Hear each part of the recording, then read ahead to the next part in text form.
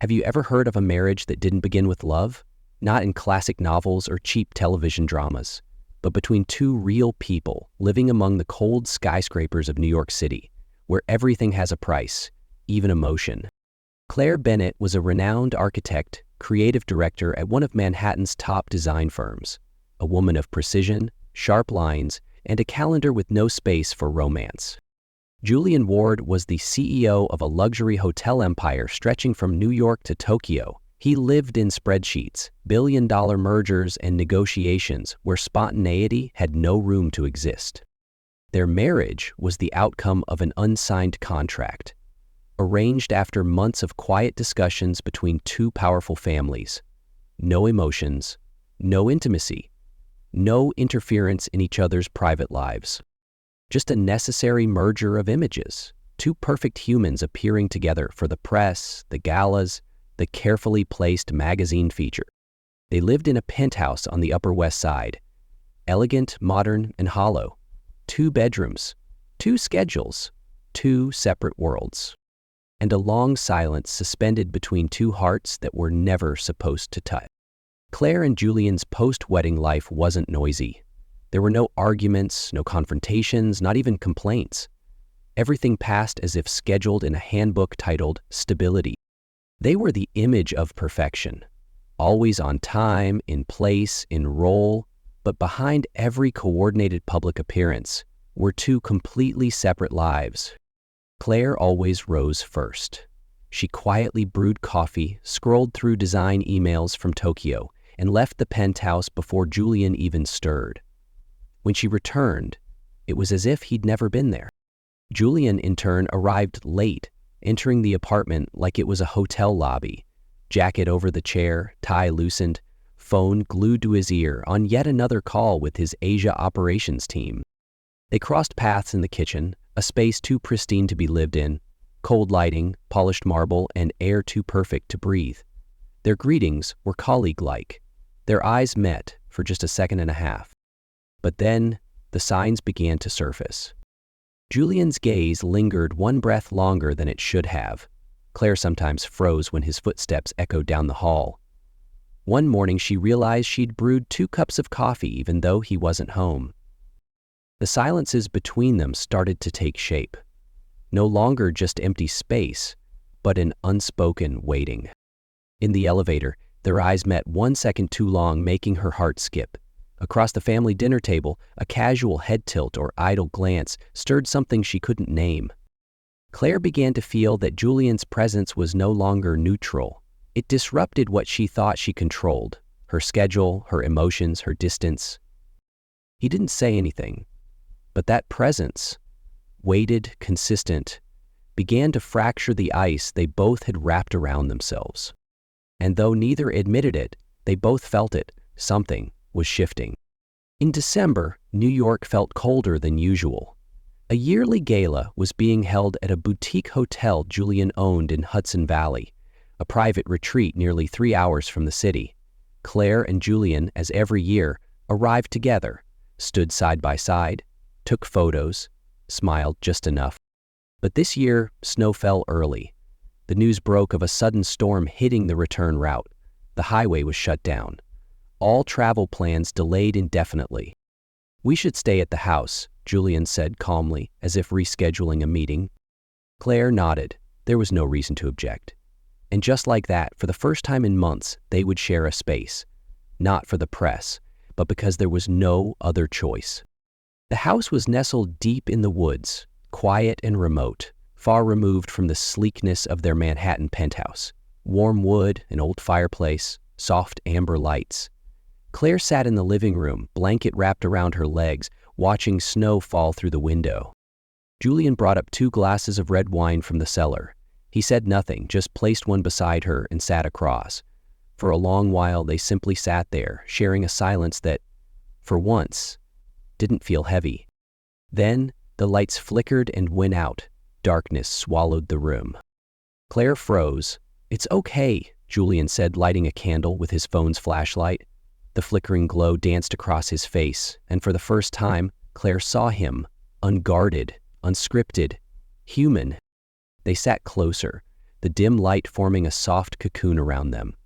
She asked almost absently, "Do you ever get tired of always being the strong one?" Julian didn't answer right away. He looked at the flame, then said, "I don't know any other way to be." It was the first time Claire heard him speak like a man, not a CEO. No plan, no shield. When their eyes met again, it was no longer accidental. Claire didn't step back. Julian didn't stop at a safe distance. He extended his hand, not to touch, just to offer. And for the first time, Claire didn't pull away. The first touch wasn't passionate. It was soft, tentative, almost shy. They said nothing. There was no need. Every inch of distance that had once existed between them shifted that night. When they kissed, it wasn't impulse. It was surrender, a quiet yielding to something neither had dared to name. And when they lay together, not just in body, but in spirit, Claire felt for the first time that she wasn't alone in a space too large. And Julian, perhaps for the first time in years, stopped trying to control anything at all. Claire woke to a cold emptiness beside her. The soft winter light reflected off the snow outside the Hudson Valley house, making the room feel larger and lonelier. Julian was gone. There was no note, no trace the night it happened. The pillow next to her still held a shallow imprint, but it was cold. Strangely enough, it was that silence that tightened something in her chest. She got up slowly, pulled on her sweater, her bare feet brushing quietly across the wooden floor. In the kitchen, Julian stood by the glass doors, phone pressed to his ear, his voice maddeningly steady. No glance, no smile, no flicker of emotion, like he hadn't just taken off his armor the night before. When she entered, he nodded once. "Morning." Claire returned the look, brief and quiet, and poured herself a glass of water. She didn't ask anything, because asking might lead to answers she wasn't ready to hear. On the drive back to New York, neither of them spoke. Julian stared out the window. Claire stared ahead. No music, no words, just the crunch of tires over old snow. That night, she didn't go to bed. She sat on the living room sofa where the soft light cast pale shadows on cold, white walls. Claire held her pillow close, head against the backrest, eyes wide open. She didn't cry, but inside something shattered. Quietly, like glass breaking without sound. The next morning, she walked into the kitchen and saw a cream-colored envelope neatly placed on the table. No logo, no note, no explanation. Just her name, Claire Bennett, written in careful, cruelly composed handwriting. She opened it. Inside were divorce papers, clean, neat, precise. She read every line. The clauses read like a real estate transaction. Clinical, emotionless. Each sentence was a slap, not painful at once, but burning slowly the longer she read. Claire sat down, holding the papers like the remains of something that never quite had the chance to begin. Her throat burned, not from anger, but from the weight of something unfinished. A part of her wanted to tear the pages. Another part just wanted to ask, was any of it real? Something inside her quietly collapsed. It wasn't love, not exactly. They'd never had a word for it. It was hope. The fragile thing that had barely sprouted in the middle of a storm, now crushed without warning. She stood, envelope in hand, and walked to his room. Julian was buttoning his shirt. When he saw her, he froze. "You're serious about this?" she asked, voice low but not soft. "After that night, I'd thought this would be easier." He avoided her eyes, as if even he didn't want to hear the words. "Easier for who?" she said, not waiting for an answer. "What do you even call that night? A scheduling error?" Silence. No defense. "You know what's the scariest part, Julian?" Her gaze locked on his. "It's not that you left. It's that you're pretending it never happened. Like I never happened." She didn't wait for a reply. She turned and walked away. The door closed softly behind her, but inside, something had slammed shut for good. Claire didn't tell anyone about the pregnancy for 4 days. Not because she was afraid, but because she needed to be sure that if she chose to share it, it wasn't to get anything in return. It was simply the right thing to do. Julian had the right to know. Even if he'd walked away, even if he denied what had happened between them, this life growing inside her still belonged to both of them. On Saturday night, as darkness settled outside, Claire sat by the window, phone resting quietly in her palm. She had written this message in her mind many times, but this was the first time she actually hit send. I'm not expecting anything, but I think you should know. I'm pregnant. No exclamation, no question, a clear, short message, no pleading. The message marked sent. And then, nothing. No reply, no read notification, no sign that Julian received it or wanted to respond. Claire stared at the screen until it faded to black. She didn't type again, didn't call. Silence was an answer too, and sometimes louder than words. He folded the phone shut, placed it on the table, and walked into her bedroom. That night she lay curled on her side, one hand resting gently on her belly, where something new, something fragile, had begun. If Julian chose silence, then she chose to move forward. Claire stared at the screen. No disappointment, no relief. Just a quiet exhale, and she set the phone down. She didn't need Julian to come back. And if he ever did, it wouldn't be because she needed him, but because he wanted to. From that moment on, Claire knew she would go on. With or without him, she would be the best mother she could possibly be. No waiting, no leaning. Just her and the unborn child, ready to write a brand new chapter on their own. Julian didn't reply to the message. Days passed. Claire tried not to check her phone, but she did. She told herself she was fine, but each silence stretched like an echo in a canyon. Until one morning, something changed. Not him, the air. Claire wasn't surprised. In recent months, she had trained herself not to hope, not to expect, not to attach meaning to silence. But this time, something felt different, not in him, but in her. Inside Claire, a small, almost invisible part of her still wished he would do something. Not an apology, not grand gestures, just something, to show that he hadn't erased it all. She hated that part of herself, hated how she still waited, even quietly, for some signal from the man who once denied her existence. But the hate wasn't strong enough to kill the hope. Time moved slowly. Claire kept going to work, to her prenatal appointments, continued her life, step by step. No one else knew about the pregnancy, and she planned to keep it that way for now. That Wednesday morning at the clinic, she noticed something unusual. A bottle of pomegranate juice sat neatly on the reception desk. Next to it was a folded piece of paper in a handwriting she knew too well. 9 a.m. Don't forget to drink this on time. No name, no explanation, no one waiting there. Claire stared at the note for a long time. Her heart thudded, not out of surprise, but because she felt seen. She didn't smile. She didn't cry. She simply picked up the bottle and walked to her appointment. But when the doctor placed the ultrasound wand on her belly and said, "The baby looks healthy," tears slipped down her cheek. She didn't know what she was crying for. Relief? Shock? Or perhaps because in that moment, she didn't feel entirely alone. The signs continued after that. Not regularly, not obviously, but enough to make her notice.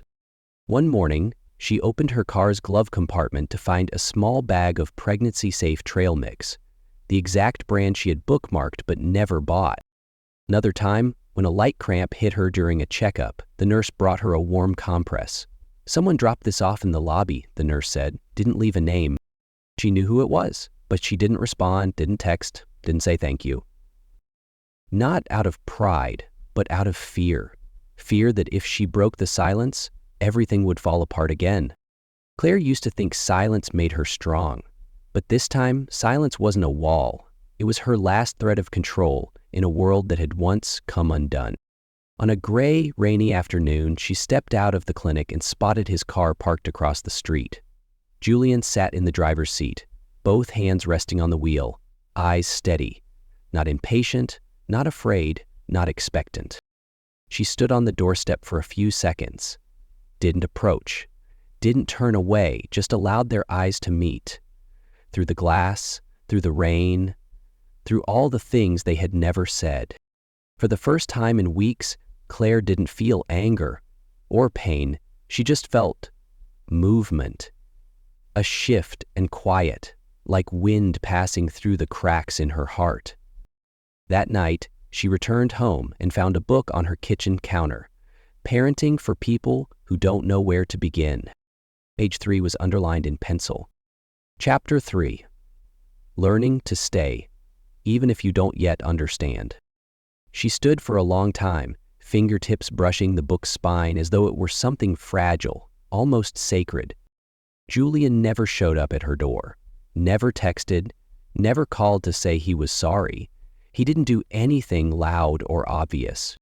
But he was there, in his own quiet, persistent way. He didn't beg for forgiveness, but he also didn't walk away. Claire still kept her distance, but something inside her had changed. She no longer rejected his small offerings, no longer treated his presence like a threat. One morning, she found her juice already on the table, chilled with the cap slightly loosened. It was exactly 9:00 a.m. She sat down, fingers wrapped around the glass, and for the first time in months, she felt cared for, without being asked to give something in return. That night, lying in the dark with her hand on her belly, Claire smiled. Not widely, not triumphantly, but it was real, a quiet smile, unforced, unguarded. She didn't know where things would go from here. Didn't know if Julian had truly changed. Didn't know if they could ever start again. But she knew this. She was no longer alone. And maybe, just maybe, when a man chooses not to walk away anymore, not through words, but through the gentle insistence of showing up, that's when something real finally begins. Claire arrived at the hospital at 4 a.m.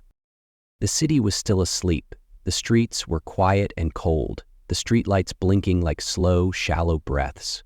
She hailed a taxi by herself. No phone calls, no texts, no messages left behind. In her hand was a small suitcase, packed days ago, neat and quiet, just like her. The night staff checked her in and led her to the delivery room.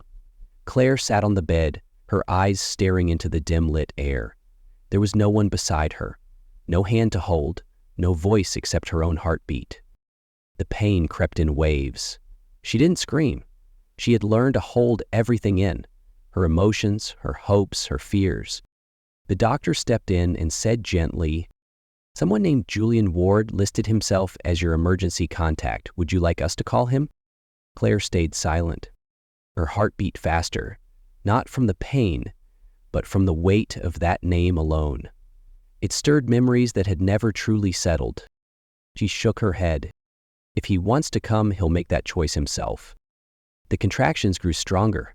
Claire writhed alone, clutching the bed rail as her body bent beneath the force. Her breath came short. The world blurred. The nurses wiped her forehead. The doctor coached her through every phase. But even in their kindness, their hands were clinical, steady, but not the presence she longed for. Then, in the middle of one blinding contraction, she opened her eyes, and Julian was there, standing in the corner of the room. Not like a savior, not like a husband, just there, unmoving, uncertain, yet present.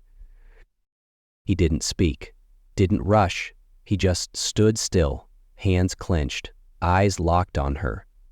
She didn't hear the door, didn't know when he arrived, but he was there. Claire didn't say anything. She simply looked at him, and in that long, quiet second, her breath slowed. The pain didn't ease, but it was no longer entirely hers to bear. Julian walked toward her slowly. He sat beside the bed. He didn't reach for her hand right away. He waited. Only when she nodded, barely, did he take her hand between both of his. For the first time in months, his touch was steady, present, real. The baby's first cry came at 9:16 a.m. Not loud, but loud enough to silence everything else. Claire turned her face toward the sound, and the tears came, full, free, and unstoppable. The nurse placed the baby, a boy, onto her chest, skin to skin, tiny, warm breaths rising and falling. Something sacred opened up inside her, not like a thunderclap, but like a soft, expanding light that started in her chest and filled every quiet, broken space. She felt fully present, fully alive in that moment. No more guardedness, no more halves. Julian was still sitting beside her. He hadn't said a word, but when Claire looked at him, she saw his tears, quiet, unfiltered, and unashamed. She didn't speak, didn't ask. She simply reached out, gently touching his hand. One soft gesture, enough to say, "I see you now, truly." No words passed between them. None were needed. Because in the space where a new life had just taken its first breath, two people who had once lost each other were both, finally, here, fully, honestly, completely. After their son was born, Claire expected Julian to stay only for a few days, long enough to fulfill some quiet obligation, then disappear the way he always had. But he didn't leave. He stayed, not with promises, not with questions or elaborate plans, but with small, consistent actions day after day. The first day home, Claire hesitated when she saw him follow her into the apartment, the same apartment that had once felt so cold it took her breath away just walking through the living room. But this time, something was different. Julian didn't impose.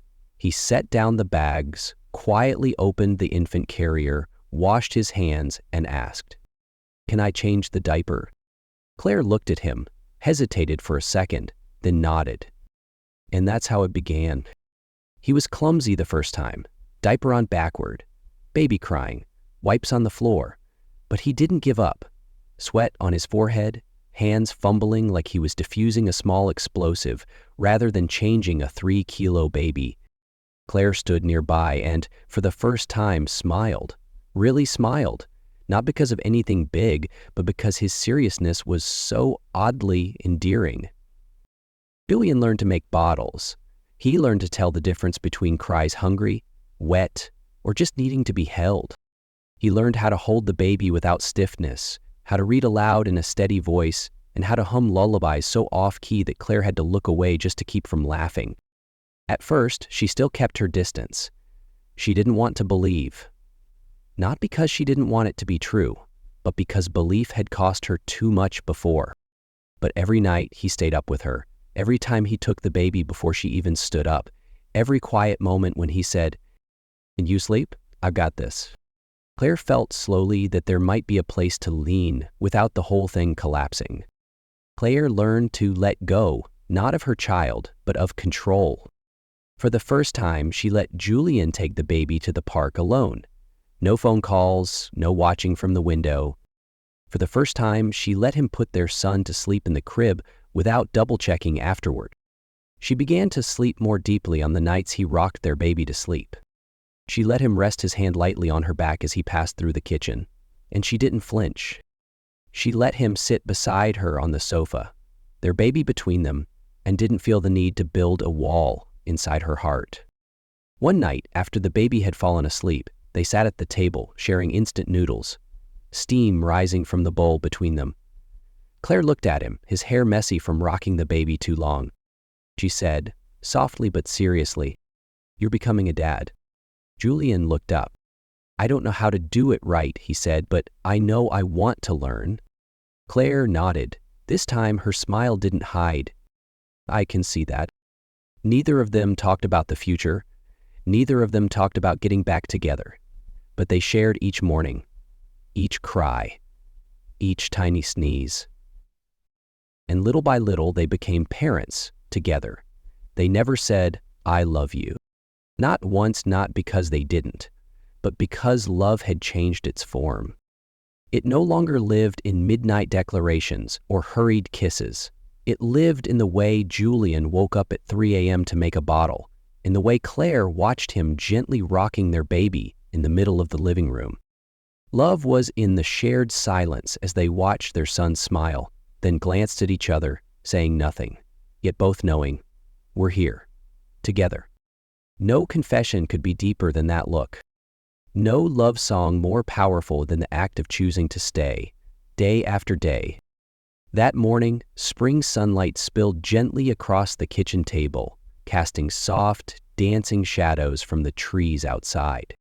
Julian placed a small box next to Claire's half-finished coffee. He didn't speak right away, just sat across from her, his eyes calm and unrushed. Claire opened the lid. Inside was a silver ring. Thin, unadorned, no gem, no sparkle, the kind of ring that wasn't meant to promise a future, but to honor the present. Julian looked at her and said simply, "This isn't a proposal. I'm not asking for anything. I just want you to know. I choose to stay, not out of duty, but because of you." Claire didn't respond. She didn't smile, didn't cry. She looked at the ring for a long moment, then closed the box. All day, she didn't wear the ring.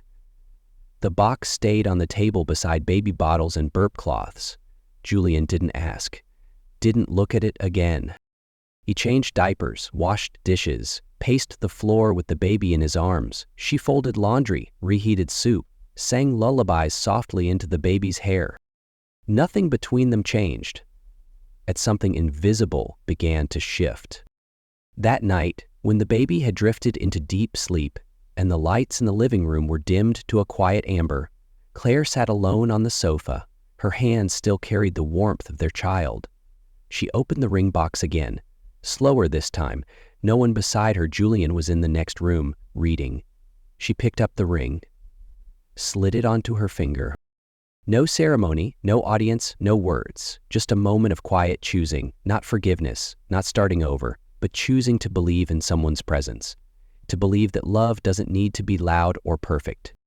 Sometimes it just needs to be steady. And still, when you look up, more than a year had passed since their son was born. Claire couldn't recall the exact day Julian stopped being the one who returned and became the one who stayed. Maybe it was the day she let him take the baby out for a walk without watching from the window. Maybe it was the first time he fell asleep on the sofa with the baby curled in his arms and she didn't wake him.